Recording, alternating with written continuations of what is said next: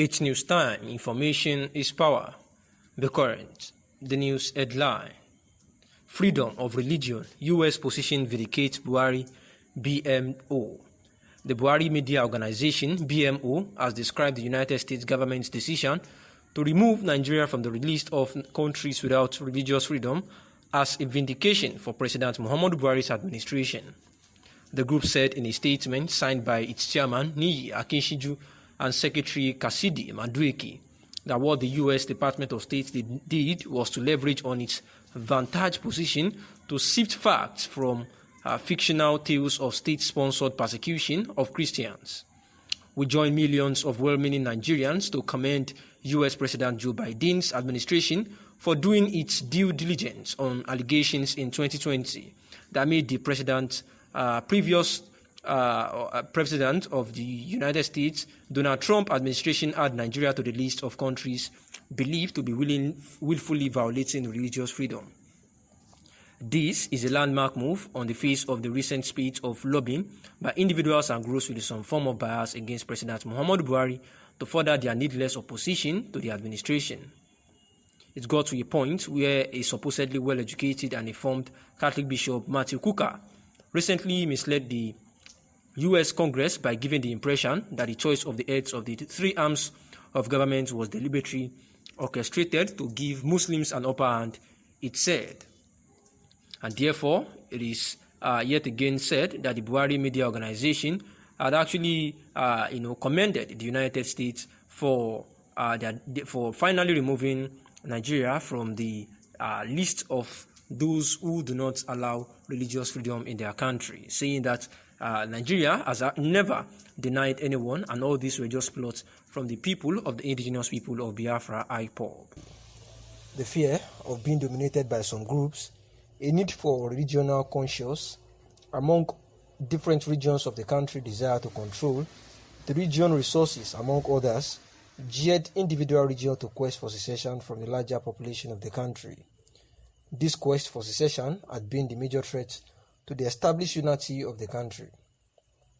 Since the emergence of President Muhammadu Buhari as the executive president of Nigeria in 2015, some regions in the country remained ambitious to secede.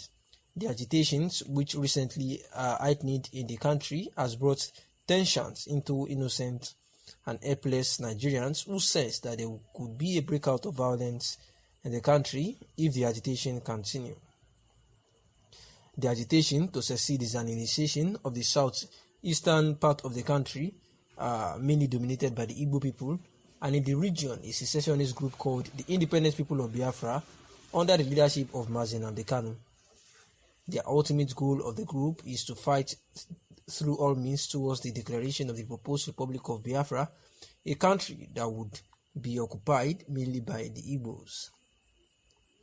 While the IPOB agitation unfolds, the southwest region of Nigeria, majorly occupied by the Yorubas, also raised the flag of the newly proposed Oduduwa Republic, another country to be dominated by the Yorubas under the leadership of Sunday Adeyemo, popularly known as Sunday Igbo.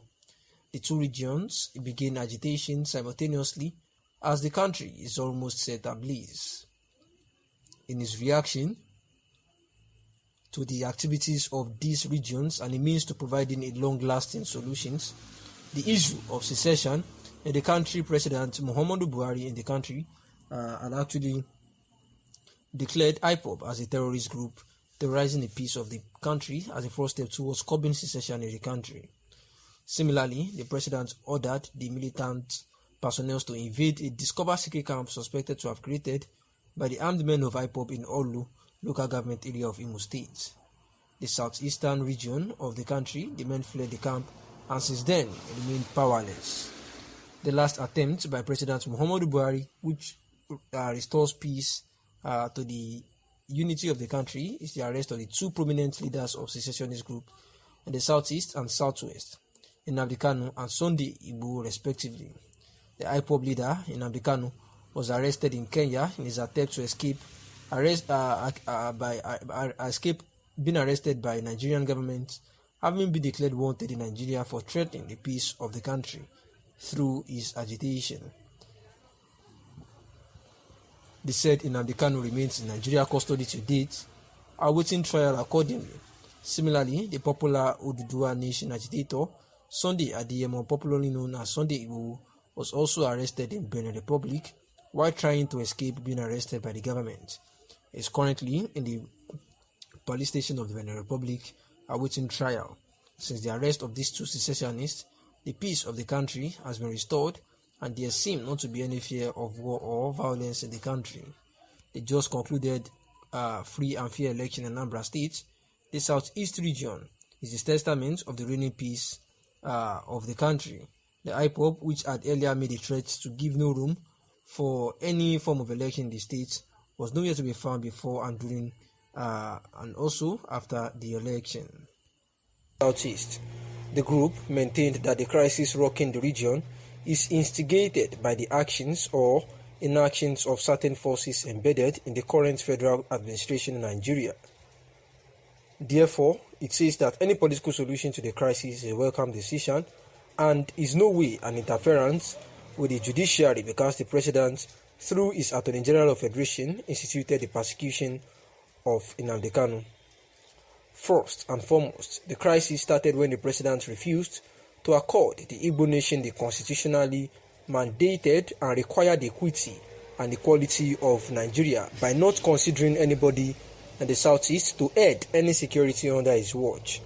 Nobody from the southeast is holding any command or leadership position of a security institution under this current dispensation.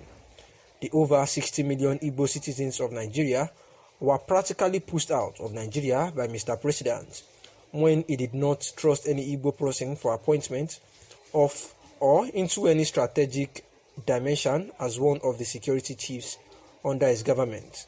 So, Nnamdi Kanu and his IPOB are just mere manifestation of the deep-seated collective angst of the Igbo nation instigated by marginalization and apartheid policy of President Muhammadu Buhari's exclusionist policies targeted against Igbos. So, it is Mr.